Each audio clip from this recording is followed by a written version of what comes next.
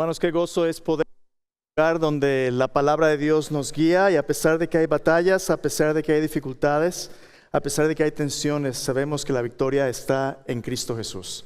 La victoria está en el Señor Jesús. Bienvenido de nuevo, Beto, un gozo que estés aquí. Marco, gracias por dirigirnos con Erika la semana pasada, una bendición. Si tiene su Biblia, le voy a invitar a abrir la segunda de Juan, segunda carta del apóstol Juan a las iglesias de la iglesia primitiva. Vamos a estar en la segunda epístola de San Juan Apóstol, solo un capítulo. Vamos a ver esta carta del día de hoy, segunda de Juan. Vamos a leerla en un momento. Le dejo saber que en unos cuantos momentos, para que esté preparándose, tenemos un convivio planeado, ¿verdad? Tenemos un convivio, algunos de nuestros hermanos están todavía ya preparando todas las cosas que vamos a comer, pero es una bendición poder estar juntos para convivir. Y cada vez que usted está en un convivio, cada vez que usted está en un lugar donde la comunidad se junta para poder crecer, bueno, hay gran bendición el estar juntos y ver rostros que a lo mejor no me hemos visto en un rato. Es gran bendición estar juntos, pero también existe el potencial de que haya tensión. ¿Qué tal si tú te sientas con alguien que no te cae muy bien? ¿O qué tal si alguien te hace mala cara? ¿O qué tal si alguien agarra la última rebanada del postre que tú querías? Cuando empieza a haber escasez o competencia de ciertas cosas, algunas veces las cosas se convierten un poquito más tensas, ¿verdad? Hay un dicho que tenemos en México, yo crecí en México, hay un dicho que se dice mucho en México, que dice que el muerto y el arrimado a los 3 días apestan, ¿verdad? Llevársela bien un par de horas es bien fácil, pero ¿qué tal cuando usted vive con alguien que no es su familia inmediata, o a veces hasta con la familia inmediata, ¿verdad? Cuando usted tiene huéspedes que duran 1, 2, 3, 4 días, una semana, 2, 3 meses, siempre hay posibilidad de más tensión. ¿Cómo navegamos las tensiones cuando los recursos son escasos, o cuando hay conflicto, o cuando se requiere del sacrificio personal para honrar nuestros compromisos? Había un puerquito y una gallina que eran miembros de una iglesia. Estaban haciendo un convivio como el nuestro, iban a comer, estaban preparando el menú, estaban diciendo, bueno, ¿y qué vamos a traer? Porque estamos los dos echándole ganas para dar una buena bienvenida, que sean hospitalarios, que los hermanos pasen muy bien, vamos a preparar una buena comida. A la gallina se le ocurre la brillante idea, ¿sabes qué vamos a hacer? Vamos a hacer un desayuno. Vamos a hacer unos huevos estrellados con jamón. Y al puerquito se le queda viendo y dice, a ver, espérame tantito. Es como que espérame tantito, ¿que no crees en la iglesia? ¿Que no estás tú involucrado en la iglesia? ¿Que no estás comprometido con la iglesia? Dice el puerquito, sí, yo estoy comprometido. Pero ¿sabes qué? Tú también estás más bien involucrada. ¿Cómo? Sí, pues es que estar involucrado, tú traes lo tuyo y tú das ciertas cosas, tu tiempo, tus huevos, tú das lo que se pueda, pero tú me estás pidiendo que me comprometa poniendo el cuello. Déjame preguntarte, como miembro de una iglesia local, ¿estás tú involucrado o estás tú comprometido? Porque hay una gran diferencia. Muchos de nosotros queremos ser parte de una iglesia local yendo a las actividades, damos que la ofrenda, hacemos esto y aquello. Pero es relativamente fácil en los Estados Unidos estar en una comunidad, pero también al rato no estar. ¿Qué pasa cuando hay conflicto interno? ¿Qué pasa cuando alguien nos decepciona? ¿Qué pasa cuando en mi vida personal estoy pasando por situaciones tan desanimantes que pareciera que estoy agarrado de esta soga, pero esta soga está a punto de romperse, o yo estoy a punto de soltarla? ¿Qué pasa cuando alguien en las tensiones de la vida dice, ¿sabes qué? Yo ya no quiero seguir a Cristo, no, yo ya no quiero ir a la iglesia, yo estoy tan desanimado que yo ya mejor ya no. Y tiramos la toalla. Bueno, la carta de segunda de Juan fue escrita para cristianos del primer siglo en un tiempo donde Dios estaba creciendo el evangelio, donde la iglesia estaba empezando a florecer, donde había iglesias locales en muchas ciudades y las personas estaban encontrando nueva vida en Cristo. Todo lo que Juan nos dijo en su primer carta La iglesia estaba convirtiendo en una comunidad de luz, en una comunidad de amor, en una comunidad de vida que estaba viviendo para Dios, pero había retos. Y los retos, como vamos a ver en un momento, a veces tenían que ver con la hospitalidad de unos a otros. Las comunidades cristianas eran comunidades hospitalarias, hacían compañerismos, comían juntos, tenían estudios bíblicos y muchas veces la iglesia no tenía edificios como este. La iglesia eran unos cuantos creyentes en un pueblito, en una localidad pequeña, y se reunían en casas. Algunas veces había predicadores itinerantes que venían de ciudad en ciudad y los hermanos los recibían y vivían ahí con ellos, por lo menos por un tiempo. Pero desafortunadamente no todas las personas que venían a estas comunidades venían con las mejores intenciones. Algunos traían problemas doctrinales y herejías. Otros traían pecados tratando de sacar ventaja de otros.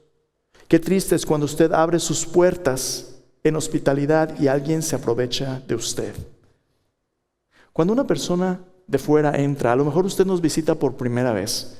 Esperamos que se sienta bienvenido, esperamos que alguien ya le haya saludado, le explicara que aquí a mi mano derecha tenemos un centro de bienvenida para conocerle, orar por usted. Pero ¿qué pasa cuando alguien de fuera viene y nadie lo saluda?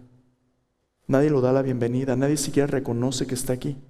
¿O qué sucede cuando alguien que viene regularmente de repente desaparece y a nadie le importa?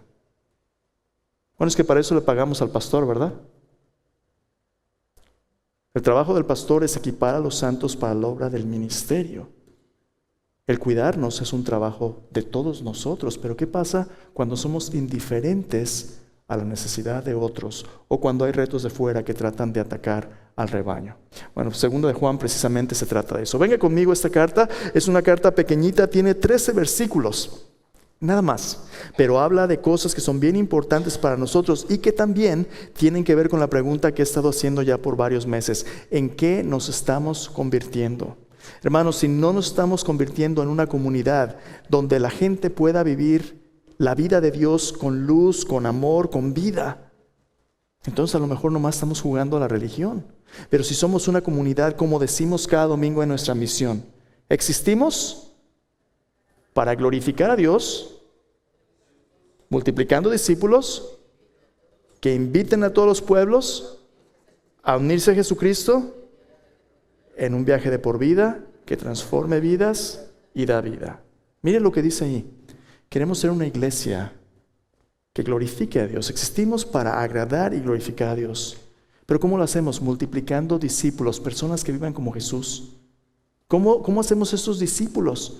Invitándoles a seguir a Cristo en un viaje de por vida que transforma vida y da vida. Cada iglesia local tiene que ser una comunidad donde cada miembro de la iglesia local tenga un pacto de permanencia con Dios. Este no es un compromiso casual y conveniente. Este es un compromiso que muchas veces va a demandar cierto sacrificio de nuestra parte. De nuevo, no solamente involucrarnos, sino comprometernos. Y a veces eso va a tener un costo. Segunda de Juan entonces dice así. Vamos a empezar leyendo esta carta y vamos a reflexionar en varias cosas que él dice aquí. Dice, versículo 1, en segunda de Juan. El anciano a la señora elegida y a sus hijos, a quienes yo amo en la verdad. No solo yo, sino también todos los que han conocido la verdad, a causa de la verdad que permanece en nosotros y estará para siempre con nosotros. Sea con vosotros gracia, misericordia y paz de Dios Padre y del Señor Jesucristo, Hijo del Padre, en verdad y en amor. Mucho me regocijé porque he hallado a algunos de tus hijos andando en la verdad, conforme al mandamiento que recibimos del Padre. Y ahora te ruego, Señora, no como escribiéndote un mandamiento nuevo, sino el que hemos tenido desde el principio, que nos amemos unos a otros. Y ese es el amor, que andemos según sus mandamientos. Este es el mandamiento, que andéis en amor, como vosotros habéis oído desde el principio. Porque muchos engañadores han salido por el mundo, que no confiesan que Jesucristo ha venido en carne. Quien esto hace es el engañador y el anticristo. Mirad por vosotros mismos para que no perdáis el fruto de vuestro trabajo, sino que recibáis galardón completo. Cualquiera que se extravía y no persevera en la doctrina de Cristo no tiene a Dios. El que persevera en la doctrina de Cristo, ese sí tiene al Padre y al Hijo. Si alguno viene a vosotros y no trae esta doctrina, no lo recibáis en casa, ni le digáis bienvenido, porque el que le dice bienvenido participa de sus malas obras. Tengo muchas cosas que escribiros, pero no he querido hacerlo por medio de papel y tinta, pues espero ir a vosotros y hablar cara a cara para que nuestro gozo sea cumplido. Los hijos de tu hermana, la elegida, te saludan. Amén. Segunda de Juan es muchos de los temas, continuación de lo que Juan nos dijo en Primera de Juan. Y Tercera de Juan vamos a ver en un par de semanas cómo también tiene continuidad con lo que Juan está diciendo aquí. Pero espero que haya notado que hay dos cosas que son bien importantes para el apóstol Juan en esa segunda carta, que tienen que ser parte de lo que vivimos como comunidad de fe, como iglesia local. Y son dos hilos de la misma soga, que son fundamentales para sobrevivir las tensiones de este andar. Nuestro hablar tiene que ser demostrado por nuestro andar, las palabras de Dios y los hechos de Dios. Dios se revela a sí mismo por sus palabras y sus obras. Y cuando nosotros abrazamos, nos aferramos de las palabras de Dios y los demostramos con buenas obras, andamos con Dios. Estos dos hilos de esta soga son la verdad y el amor de Dios. La verdad y el amor. Y Dios quiere que nos aferremos de ambas cosas, pero algunas veces estos dos aspectos de nuestro andar en Cristo a veces pudieran ser vistos como polos opuestos. Algunos de nosotros tendemos a inclinarnos más hacia la verdad, otros de nosotros hacia el amor, pero Dios no quiere uno u otro, Dios quiere ambos en esta comunidad. Cuando tú te enfocas en la verdad de Dios, tú puedes decir, te estoy diciendo la verdad, pero a lo mejor lo estás diciendo de una manera inadecuada, de una manera que lastima, una manera que impide que una persona pueda practicar la verdad. A lo mejor tú dices, no, es que mi trabajo es amar a la gente y dar la bienvenida a todo el mundo. Bueno, pero ¿qué pasa cuando alguien se opone a la verdad de Dios? ¿Será realmente eso amor? Cuando alguien quiere vivir de una manera pecaminosa y espera que todo el mundo lo tolere, porque esa es su verdad. Bueno, si la verdad de Dios no es la verdad de la gente, esa verdad no es verdad. Entonces, ¿cómo vivimos en esta tensión de verdad y en amor? Precisamente de eso vamos a hablar el día de hoy. Navegando la tensión, ¿cómo navegamos sin rompernos? Estas cuerdas de nuestra unidad, lo que nos une como iglesia local es la verdad y el amor de Dios, no una u otra, sino ambas. Entonces, la pregunta que vamos a hacer es esta. En un mundo de compromisos convenientes, donde la gente quiere involucrarse a veces pero no comprometerse. En un mundo de compromisos convenientes, ¿cómo pueden los miembros de la iglesia local permanecer fieles a su comunidad cuando esto requiere sacrificio? Es la pregunta de la que vamos a hablar hoy. Un par de observaciones de esta carta antes de entrar en los primeros 6 versículos. Note cómo la carta comienza no introduciendo el nombre del apóstol Juan, pero él se presenta con un título, el anciano. La tradición del canon del Nuevo Testamento, con buenos fundamentos por la teología, por las palabras de esta carta y la tercera cuarta, identifican al autor de esta carta con el mismo de Primera de Juan, y por su conexión con el Evangelio de Juan y la teología de ambas son vistos como parte del cuerpo de escritos del apóstol Juan. Pero él se presenta a sí mismo con un título muy interesante, dice el anciano. ¿Por qué el anciano? Bueno, probablemente Juan ya era un anciano de edad para ese tiempo que lo escribe. Pero no solamente eso. Juan, como uno de los apóstoles, también es un líder en una iglesia local. Tradición nos dice que él pasó mucho tiempo ministrando en la iglesia en Éfeso. Y como un anciano era un líder respetable y confiable de la verdad y el amor del Evangelio. Entonces, un par de cosas antes de entrar en materia. Este mundo, especialmente la cultura en que vivimos, a veces valora el vigor, la novedad de la juventud, ¿verdad? No hay nada de malo en celebrar la juventud, es bueno. Cuando uno está joven, fácil, todo es fácil, ¿verdad? Energía, nada le duele, adelante, te caes, te levantas como si fueras de goma. Pero cuando pasa más tiempo, cuesta más trabajo. Empieza a dolerle aquí, dolerle allá, empieza usted a tener problemas de salud, ya no corre 10 millas como si nada. Empieza a haber cambios, ¿verdad?, en su cuerpo, en su manera de pensar también, en su todo. Y muchas veces cuando envejecemos, este mundo nos dice que hay que deshacerse de las cosas viejas porque viene lo nuevo. La cultura en que vivimos no valora a los ancianos. Muchas veces son inconvenientes. ¿A dónde los mandas? Al nursing home. Mejor que alguien los cuide, que alguien pague. Me sorprende, hermanos, cuando es día de basura, ver lo que la gente pone en la basura en este país. Televisiones, sillones, computadoras, montón de cosas. Unas cosas buenas todavía, pero ya no son las más nuevas. Ya hay una más nueva, hay algo mejor. Un énfasis en la novedad. En la Biblia, Dios valora lo nuevo, pero Dios también valora a los ancianos, a los viejos. ¿Sabes por qué? Porque no son los que comienzan la carrera los que siempre la terminan. Hay muchos que se quedan en el camino, y perseverar y seguir fieles en Cristo es lo que la Biblia en Juan capítulo 15 Jesús nos dice: permanecer en mí. Permanecer, habitar en Cristo es algo que es un compromiso de por vida. Y toma tiempo. Cuando tú ya eres un seguidor de Cristo 10, 15, 20, 30 años y has aguantado las tormentas de la vida, has aguantado las tensiones sin romperte, eso habla acerca de lo que Dios te ha dado y lo que puedes compartir con otro. Tiene gran valor. Lo mismo en la vida. Cuando ya eres un anciano, ya pasaste por las tormentas de tu juventud, por las crisis de la vida media, ya llegaste a una edad cuando tienes 50, 60, 70. No es cierto, no 50, yo tengo 46, 70, 80, ¿verdad? Cuando ya llegas por allá, ya pasaste por cosas que te permiten hablar de lo que sabes es verdad, pero que también de lo que has puesto en práctica por experiencia en amor. Y te permite compartir con la siguiente generación cosas que solamente el estatus donde tú estás te da. Juan está hablando como alguien confiable, como alguien en que podemos tener respeto por ellos. La Biblia dice en el Antiguo Testamento: delante de las canas te levantarás y honrarás el rostro del anciano. Entonces, eso tiene bastante valor. Ahora, un par de cosas más.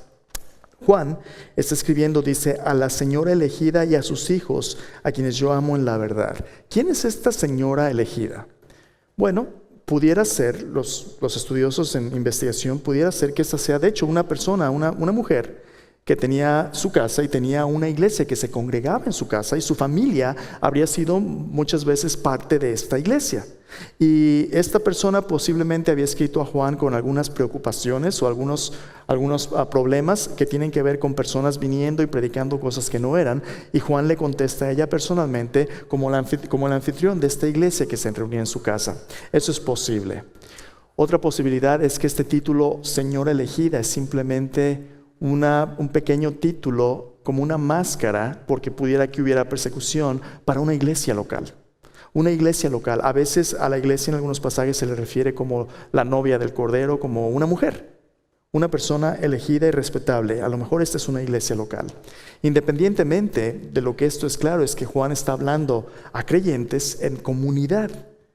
Y hay ciertas cosas, ciertos problemas de los cuales Juan quiere ayudarles a navegar, ciertas tensiones que tienen que navegar. Entonces, nuestra pregunta es: en un mundo de compromisos convenientes, ¿cómo pueden los miembros de la iglesia local permanecer fieles a su comunidad cuando esto requiere sacrificio? Vamos a ver tres cosas el día de hoy. Vamos a ver que los miembros de la iglesia local permanecen fieles a su familia de fe cuando conocen y viven tres cosas. La primera de ellas es esta: los creyentes reconocen la soberana elección, dirección y provisión de Dios en su familia de fe. Venga conmigo a los primeros 3 versículos. Reconocen la soberana elección, dirección y provisión de Dios en su familia de fe. Mire los primeros 3 versículos de nuevo. Dice: el anciano, la señora elegida y a sus hijos, a quienes yo amo en la verdad. No solo yo, sino también todos los que han conocido la verdad. Note cómo dice: el anciano, la señora elegida. ¿Qué significa eso? Señora elegida, un título un poquito peculiar, ¿verdad? Alguien que ha sido electo. Alguien que Dios, en su plan soberano, ha tomado y puesto para propósitos específicos. Este no es un accidente espiritual. Este es el resultado de la dirección soberana de Dios, de la elección soberana de Dios. Y antes de ir adelante, quiero que piense por un momento. Si usted va a estar dispuesto a sacrificarse en algo, más vale que su sacrificio valga la pena, ¿no cree? Qué triste sería que usted se sacrifique por algo que no vale la pena. Por ejemplo, un scam. ¿No le ha llegado por ahí de repente el texto que dice, oye, tu paquete está atorado, marca este link para poder mandártelo? Mucho cuidado. Si tú te metes en esas páginas, van a acabar despojándote de lo que tengas. Mucho cuidado. A veces la gente se compromete con cosas que no tiene valor. Alguien te quiere estafar. ¿Pero qué en las cosas de Dios? Bueno, cuando la Biblia habla de la iglesia es un cuerpo de creyentes que no acaban juntos por accidente, sino porque Dios está obrando para formar estas comunidades. Aquí en los Estados Unidos es bien fácil ir, como la gente dice, de church shopping, ¿verdad? Buscar esta iglesia o aquella iglesia y acomodarme donde a mí me sienta más a gusto, me guste más, los edificios, la gente, el predicador, lo que sea. Muchas veces buscamos una iglesia por nuestras preferencias. Pero en la Biblia, Dios dice que ninguno puede seguir a Jesús a menos que el Padre le traiga. En la Biblia, las iglesias son el resultado de Dios providencialmente obrando en nuestras vidas para unirnos unos con otros. De esta manera lo dice Jesús en el Evangelio de Juan, dice, no me elegisteis vosotros a mí, yo os elegí a vosotros. Os he puesto para que vayáis, lleváis fruto y su fruto permanezca, para que lo que pidáis al Padre en mi nombre, Él os lo dé. Cristo toma la iniciativa de unirnos y formarnos en comunidad, como sucede en una familia. Cuando usted adopta a alguien, bueno, es el resultado de su elección. ¿A quién decide usted adoptar legalmente? Cuando usted tiene un niño o una niña y nacen de manera natural, ese niño le es dado a usted por las decisiones de vida que ha tomado. Pero detrás de todo eso hay tantas cosas que tienen que ver con nuestra libertad de escoger. Pero muchas de ellas tienen que ver con el plan de Dios. Si usted escoge tener un niño o dos y hacer el proceso para tener un hijo, pero el niño que usted va a tener depende de Dios. Y a veces usted tiene miembros de la familia que dice, híjole, si yo pudiera escoger a lo mejor. Pero Dios se los da, ¿verdad? Y porque Dios se los da, aunque sea a veces más difícil y haya tensiones, Dios puso esos miembros de su familia en su familia. A usted no siempre le toca escoger todos los detalles de su familia. Hay muchas cosas donde el plan soberano de Dios y la providencia de Dios son los que toman esas decisiones o nos dan lo que tenemos. Lo mismo en la iglesia local, hermanos. Si usted acabó aquí en esta iglesia nomás por conveniencia o por lo que le guste, a lo mejor estamos jugando a la religión. A lo mejor nomás voy y me involucro. Pero si usted se va a comprometer con este cuerpo de creyentes, en las buenas y en las malas, cada domingo que celebramos la Cena del Señor recordamos que nuestra comunidad depende de un pacto basado en el sacrificio de Cristo, en la sangre de Cristo, y esto es lo que nos une en verdad y en amor. En otras palabras, ¿sabías tú que Dios te escogió para estar aquí? Eso significa ser miembro del cuerpo de Cristo. Por cierto, en una semana vamos a tener un almuerzo de bienvenida. Ese almuerzo es para hablar con las personas que a lo mejor están buscando ser miembros aquí o quieren más información. Membresía en la iglesia local no significa que tú te haces miembro de un club como Costco. No, no es un country club. Membresía es como la membresía en tu cuerpo. Pregunta, ¿cuántos miembros tienes tú en tu cuerpo? Muchos, ¿verdad? Dedos, ojos, pestañas. ¿Cuántos de esos te gustaría cortar? No, pues duele, ¿verdad? Cada miembro en tu cuerpo es esencial. Algunos dicen por ahí que hay algunos que causan más problemas y dolor de lo que vale la pena, como el apéndice. Pero entre más la medicina le rasca, más descubre que cada miembro del cuerpo es importante, aún el apéndice. ¿Por qué el apéndice? Bueno, algunos médicos dicen que sirve como reserva de ciertas bacterias. Bueno, yo no soy médico, ¿verdad? Pero tú sabes por experiencia que en tu cuerpo cada miembro cuenta. Lo mismo en la iglesia. Cada persona que Dios ha traído a los pies de Cristo es importante para el funcionamiento y la salud de esta comunidad. ¿Por qué? Porque Dios te escogió. Ay, pastor, aún el que me cae gordo, aún el que te cae gordo. ¿Sabes por qué Dios lo escogió? ¿Para qué? Para que tú cambies tu carácter.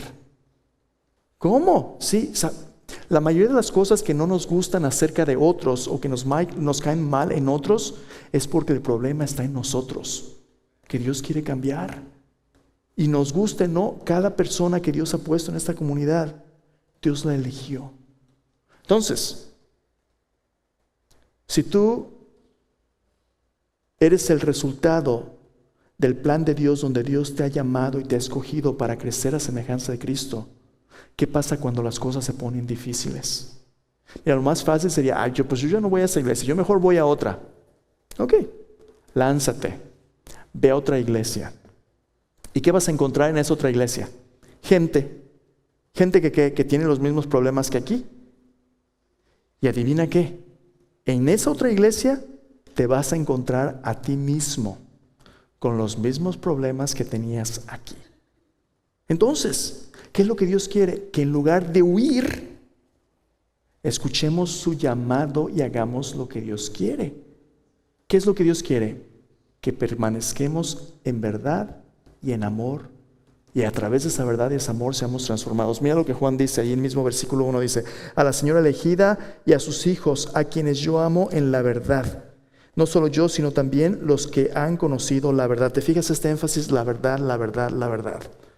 Hermanos, Dios nos ha llamado a ser una comunidad donde la verdad de la palabra de Dios sea compartida libremente. Tú no vienes a ser entretenido. Tú no vienes a que te cuenten una historia de caldito de pollo para el alma. Tú vienes para que cada palabra de la Biblia pueda ser vivida cada día de tu vida. De eso se trata el discipulado. Juan dice: yo los amo en la verdad. No es un amor sentimental, no es un amor emocionalista de cada vez que canto ese canto se me ruedan las de San Pedro y siento tan... Nada de malo con sentir. Sentir es bueno, pero eso no es lo que te mantiene permaneciendo en Dios. ¿Qué te mantiene? No solamente los sentimientos son importantes, es bueno que sientas, pero las letras, la verdad, el hecho de que te estás rindiendo, aunque a veces te duela, aunque a veces no lo sientas, tú sigues siendo fiel a Dios. Dice: a los que amo en la verdad, a causa de la verdad que permanece en nosotros y estará para siempre con nosotros. En la visión de Cristo para su iglesia existe esta tensión de verdad y amor reconciliada a través de la persona de Cristo. Dice: permanece en nosotros para siempre. No solo con nosotros, sino en nosotros. Lo que Dios quiere es que esta verdad y amor sean características de nuestro propio carácter internas, que nos permitan mantener la unidad del cuerpo de Cristo. Mira, Jesús ya oró por nosotros antes de que la iglesia fuera. En Juan 17, versículo 16 y 23, ahí está en tus notas. Mira lo que Jesús dice. Dice, hablando de sus discípulos, dice: no son del mundo, como tampoco yo soy del mundo. Santifícalos en tu verdad. Tu palabra es verdad. Ahí te va. En la visión de Jesús para su iglesia hay personas que son Biblias vivientes. Son diferentes y apartados del mundo porque se aferran a la verdad de la palabra de Dios. No negociable. Pero dice Jesús, versículo 18: como tú me enviaste al mundo, así yo los he enviado al mundo, y por ellos yo me santifico a mí mismo, para que también ellos sean santificados en la verdad. Mas no ruego solamente por estos, sino también por los que han de creer en mí por la palabra de ellos, para que todos sean uno, como tú, oh Padre, en mí, yo en ti, que también ellos sean uno en nosotros, para que el mundo crea que tú me enviaste. La gloria que me diste yo les he dado, para que sean uno así como nosotros somos uno, yo en ellos, tú en mí, para que sean perfectos en unidad, para que el mundo conozca que tú me enviaste, escucha, y que los has amado a ellos como también a mí me has amado. Jesús empieza a ver a su iglesia como personas santificadas, apartadas con la palabra de Dios para creer la verdad de Dios, pero que a través de esta fidelidad a la palabra de Dios experimentan el amor de Dios y la unidad de Dios en esta comunidad. Dios se revela a sí mismo en la Biblia a través de sus palabras, la verdad, y de sus obras, su amor, y ambas no son simplemente algo que Dios hace, sino es algo que Dios es. Jesús dice: yo soy el camino y la verdad y la vida. Verdad no es algo, es alguien, es Dios. Y amor, Juan nos dice también en 1 Juan, Dios es amor. Todas las obras de Dios son hechas en amor. Su verdad y su amor es participar del mismo ser de Dios. Cuando tú y yo nos aferramos a la verdad de Dios en su palabra, como Jesús dice, somos santificados en su verdad. Cuando estamos unidos en esta comunidad y nos servimos unos a otros, Cuando practicamos su palabra en amor, adivina qué, Dios permanece en nosotros. Y así es como podemos ser diferentes del mundo. Dios nos elige y esta es la dirección de Dios. ¿Qué clase de iglesia es una iglesia donde Dios quiere ponerme? Donde esté la verdad de su palabra vivida con otras personas tan imperfectos como sean. Hermanos, hemos dicho muchas veces, no somos la iglesia de lujo, ¿verdad? A lo mejor somos así como que un fixer-upper. Está bien, porque Dios nos está transformando. Pero la pregunta es, ¿estamos dispuestos a aferrarnos a permanecer en su verdad y en su amor, aunque nos cueste, más que un compromiso conveniente? Juan dice, eso es importante. Versículo 3, hay una cosa más, no solamente la elección de Dios, no solamente su dirección en verdad y amor, también su provisión. Mira lo que Dios nos promete. Versículo 3 dice, sea con vosotros gracia, misericordia y paz de Dios el Padre y del Señor Jesucristo, Hijo del Padre, en verdad y en amor. ¿Qué es lo que Dios nos da para mantenernos unidos? Su presencia, Dios Padre, Dios Hijo, Dios Espíritu Santo habitando en nosotros. Dios nos da su presencia misma. Pero la presencia de Dios se manifiesta en lo que Juan dice aquí. Dice, gracia, misericordia y paz. Interesante. Esta palabra cuando dice sea, más bien podría traducirse será. No solamente es un deseo, este es un verbo futuro indicativo, lo cual dice que para Juan, como Juan ve la provisión de Dios, no es simplemente un deseo de que te vaya bien, es más bien una expresión de lo que Dios ya ha hecho por nosotros, ha provisto. Juan nos dice, gracia, misericordia y paz serán con ustedes. ¿Por qué? Por nuestro Dios, el Padre, y por su Jesucristo, Hijo del Padre en verdad y amor. Dios ya se ha comprometido con nosotros en hacernos personas a imagen de Cristo, que si no nos rendimos, si no tiramos la toalla, ¿sabes qué vamos a experimentar? Su gracia, su misericordia, su paz. Lo que debería caracterizarnos como iglesia no es el conflicto, no es el desánimo. Deberíamos ser personas que, porque hemos recibido la gracia de Dios, damos gracia, compasivos. Mira, en una palabra, hospitalarios. Cuando alguien es un extraño, es tan fácil voltearle la cara, ¿verdad? Cuando alguien necesita ayuda, es tan fácil ignorarlo. Pero eso no es ni lo que Dios quiere en verdad, ni lo que Dios quiere que practiquemos en amor. ¿Qué Dios quiere que hagamos? Que mostremos lo que Dios nos ha dado en gracia, misericordia, en paz. Entonces, cuando tú sabes que lo que te tiene en una iglesia local es el plan de Dios. Pudiera ser que Dios te llame a algún otro lado, pero normalmente en la Biblia cuando te vas a otro lado es porque hay tanta salud en ti que Dios quiere enviarte a través de la iglesia a ser de bendición a alguien más. Cuando dejas una iglesia local sin terminar tu misión, sin ser enviado nomás por puro gusto o preferencia, tú impides que Dios trabaje las áreas en tu vida que Dios está trabajando. No huyas de las dificultades nada más porque el caminar se vuelve difícil. Segundo, si hemos de permanecer en comunidad, en esta familia, estos miembros de la iglesia local también están lealmente comprometidos a ambos, unos con otros, y ambas cosas, verdad y el amor, permanentemente, el amor de Dios permanente de Dios el Padre y en su Hijo Jesucristo, encarnados en la familia de fe. Mira los versículos 4 al versículo 6. Ese versículo 4. Mucho me regocijé porque he hallado a algunos de tus hijos andando en la verdad, conforme al mandamiento que recibimos del Padre. Ahora te ruego, Señora, no como escribiendo un mandamiento nuevo, sino el que hemos tenido desde el principio, que nos amemos unos a otros. Este es el amor, que andemos según sus mandamientos. Este es el mandamiento, que andéis en amor, como vosotros habéis oído desde el principio. Versículo 4 es muy interesante, ¿no? Dice, mucho me regocijé porque he hallado a algunos de tus hijos andando en la verdad. Primero Juan quiere animar a la iglesia y decir, ¿sabes qué? Si estás caminando en la verdad de Dios, ánimo. No hay gozo más grande que ver a nuestros hijos andando en la verdad. Si tú eres papá o mamá y tus hijos están creciendo y están saludables, y cuando los llevas al médico y le hacen sus tests, van llenando todos sus marcas, ¿verdad? De que son saludables, qué bien se siente. Cuando tu niño empieza a tomar sus primeros pasitos, ¡wow! Lo celebra uno, ¿verdad? Cuando dice su primer palabra, papá, Bueno, fuera, ¿verdad? Por lo general es mamá, pero está bien. No les tomo en cuenta ese pecado. Pero con esas primeras palabras, ¿qué gusto da? Bueno, en la fe.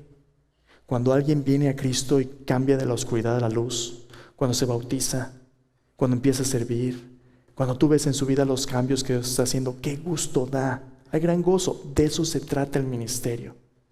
De ver a otros crecer y madurar en Cristo como nosotros también estamos creciendo y madurando. Pero en esta palabra de ánimo también hay una pequeña palabra de exhortación, porque va a ser difícil el camino. Nota que dice: mucho me regocijé porque he hallado algunos de tus hijos. Si algunos están caminando en la verdad, es posible que otros ya no lo estén. ¿Y qué sucede cuando otros ya no lo están? Bueno, así como hay gozo cuando los creyentes caminan en la verdad, ¿no debería haber dolor cuando alguien se aparta del Señor? ¿No deberíamos de tener misericordia? ¿No deberíamos de extender gracia? ¿No deberíamos de buscar la reconciliación y la paz? Pero muchas veces es más fácil ignorar que reconciliar. Y eso es una tragedia. ¿Sabes por qué? Porque la iglesia es la familia de Dios.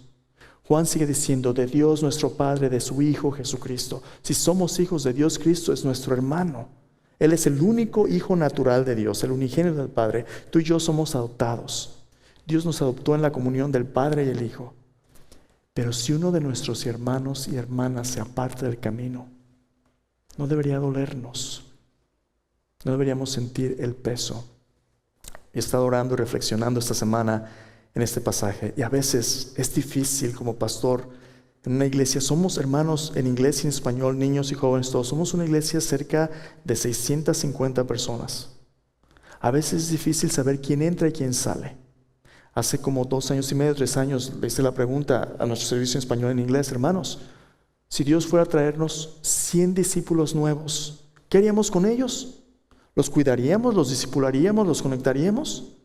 ¿O simplemente como entran, salen? Hemos visto los números en los últimos 2, 3 años, 3 y medio. Hemos crecido regularmente en asistencia en más de 100 personas. La mayoría de ellos están conectados en grupos de discipulado.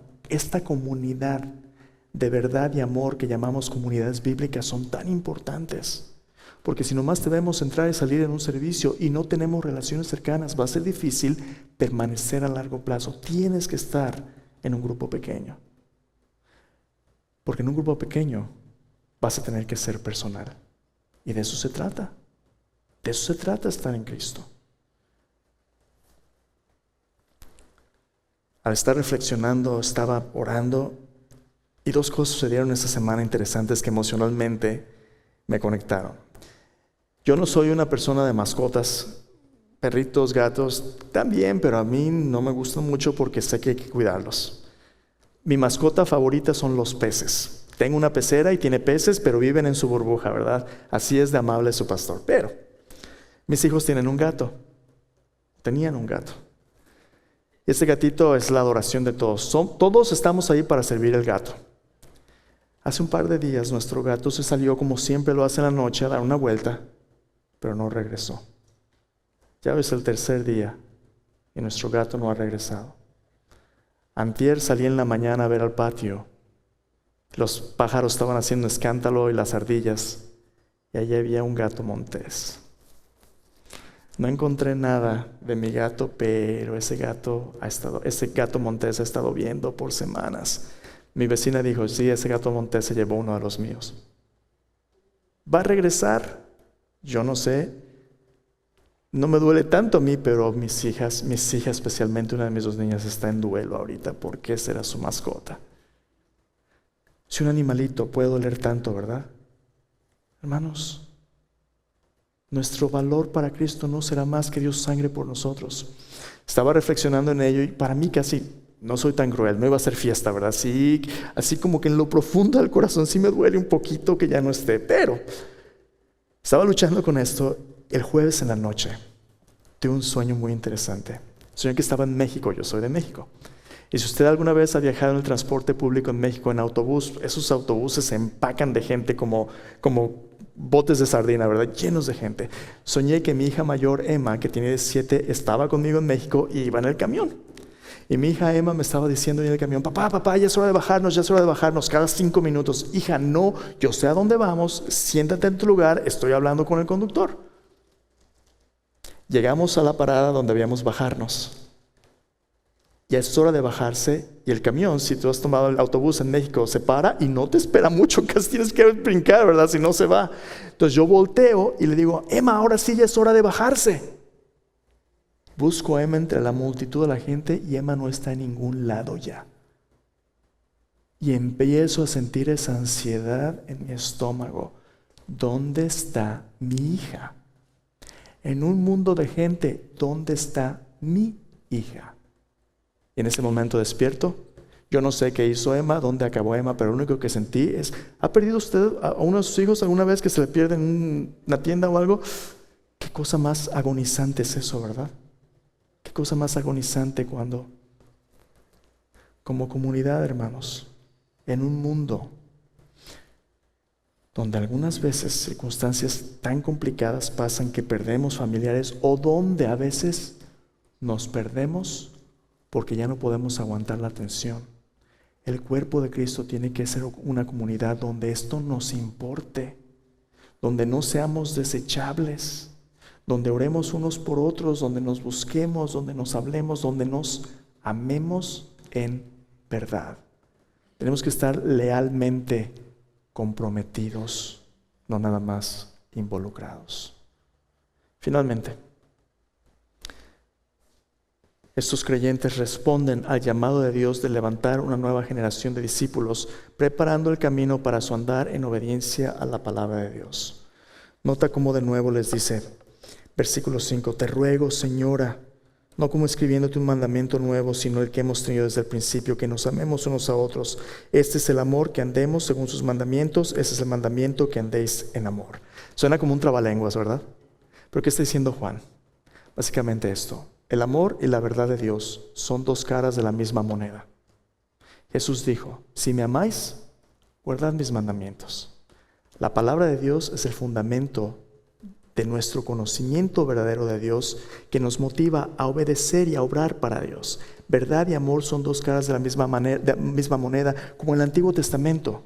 ¿Te acuerdas de Proverbios 3?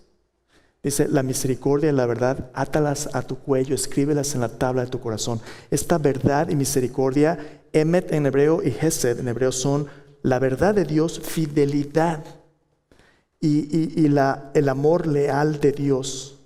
Misericordia es este amor leal que cumple el pacto de Dios. Amor y verdad son los dos elementos que nos hacen personas confiables, no solamente conocedoras de verdad, sino confiables y personas que guardan sus compromisos. Eso es el verdadero amor. Jesús dice, si me amáis, guardad mis mandamientos. El que ama no es el que dice amar, es que lo demuestra con sus acciones por el bien de otros. El que sabe la verdad de Dios no es el que simplemente la conoce, sino que es confiable en su carácter. Cuando tú eres confiable y leal, tú eres una persona de verdad y amor. Y eso es la que hace un miembro sólido y comprometido en la iglesia local. Entonces, hermanos, hacia futuro, Dios nos ha dado un nuevo campus que en este año vamos a empezar a remodelar. ¿Sabes qué es la necesidad más importante de todo? No es dinero. Dinero Dios lo va a proveer como Él quiera. Lo más importante en la familia son personas. Los que ya han respondido al llamado de Cristo y van a ser los líderes, esta siguiente generación que va a obedecer los mandamientos de Dios, la verdad de Dios. Pero para que esto suceda, los que ya son maduros, el anciano, la anciana, no pueden quedarse en su mecedora a entretenerse espiritualmente. Tienen que levantar esa siguiente generación. Tu compromiso como líder va a ser esencial para el crecimiento de la obra de Dios y de la familia de Dios. ¿A quién quiere Dios que tú busques como parte del rescate de Dios por sus hijos pródigos? Entonces déjame terminar con esto. En unos minutos vamos a ir a comer. Disfruta la comida, disfruta el compañerismo, pero no se te olvide que es más que un simple convivio. Es un preámbulo a lo que un día vamos a celebrar completamente cuando estemos en su reino en verdad y en amor. En un mundo de compromisos convenientes, la iglesia debe ser y debe poner el estándar de compromisos sacrificiales, demostrando la verdad de la palabra de Dios por el amor en las obras de los hijos de Dios. Deja que el mundo vea en tu amor lo que la palabra de Dios dice en la Biblia. Oremos. Ahí en tu lugar, a lo mejor tú viniste aquí a la iglesia y por primera vez y dices, ¿en qué me he metido? No es una iglesia perfecta, pero déjame decirte que sí servimos a un Dios que es perfecto y un Dios que es bueno. Y que aquí vas a hallar gente imperfecta, pero gente que ha encontrado la gracia de Dios. Gente que lo que ves es lo que es, pero que Dios está transformando, y así como lo está haciendo con nosotros, y Dios nos puede cambiar a nosotros siendo egoístas e imperfectos, Dios también puede hacerlo contigo. Espero te sientas bienvenido. A lo mejor tú vienes regularmente a esta iglesia, pero estás luchando con algo y te estás aferrando a esa soga que está a punto de romperse. Ven delante de Dios hoy y dile, Señor, dame fortaleza para permanecer en ti, para serte fiel en tu verdad, en tu amor. No dejes que el enemigo te desanime. No dejes que el enemigo te distraiga con mentiras y con engaños. Si tú has sido lastimado antes en la iglesia, aquí o en algún otro lado, pídele al Señor Jesús que sane tu corazón, que te ayude a ser uno, como el anciano y la anciana de esta carta, que invierte en su vida para que otros anden en la verdad. Padre bendito, te doy gracias por tu palabra. Señor, a veces es difícil permanecer fiel cuando estamos luchando con tantas cosas. Señor, esta congregación estamos pasando por situaciones difíciles. Enfermedad o dificultad a veces, Señor, nos desaniman. Pero, Señor, estamos aquí en tu presencia rogando, Señor Jesús, que tu verdad, tu amor, Señor, nos levanten y nos den la esperanza, Señor, de saber que tu gracia, tu misericordia y tu verdad, tu paz no se van a apartar de nosotros, tu amor, Señor. Están ya en nosotros y van a estar ahí para siempre. Es que gracias, Padre.